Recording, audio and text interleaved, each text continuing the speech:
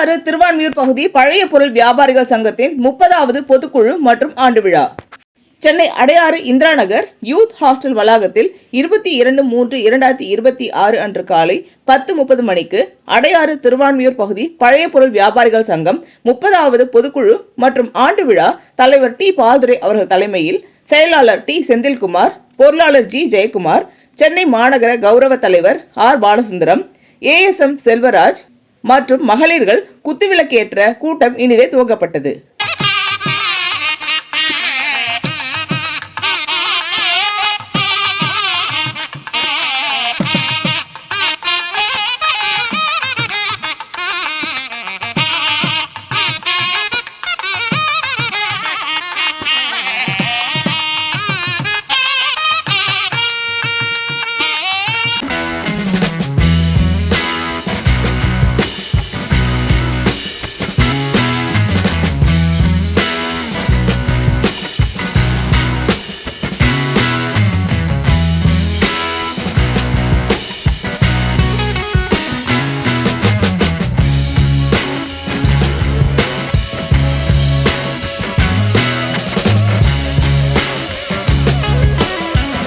அடையாறு திருவான்மியூர் பகுதி பழைய பொருள் வியாபாரிகள் சங்கம் சார்பில் தமிழ்நாடு வணிகர் சங்கங்களின் பேரமைப்பின் தலைவர் டாக்டர் AM விக்ரமராஜா அவர்களுக்கு சிறப்பான முறையில் பேண்ட் வாத்தியத்துடன் வரவேற்பு அளிக்கப்பட்டது.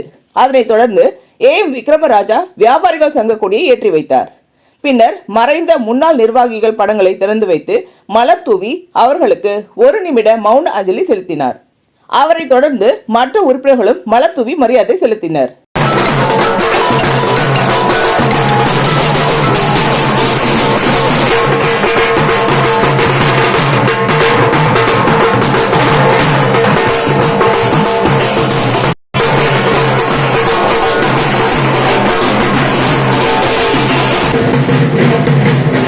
கொஞ்சம் உள்ள வாங்க ஐயா.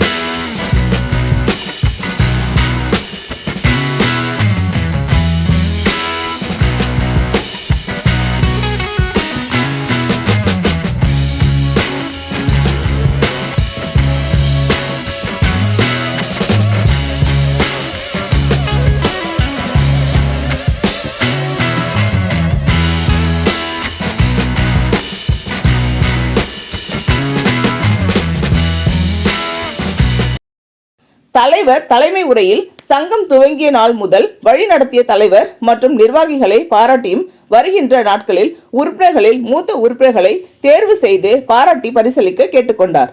மேலும் சங்க நிர்வாகிகள் கூட்டத்திற்கு தவறாமல் கலந்து கொள்ளவும் அரசின் சட்ட விதிகளுக்கு கட்டுப்பட்டு வியாபாரம் செய்ய கேட்டுக்கொண்டார்.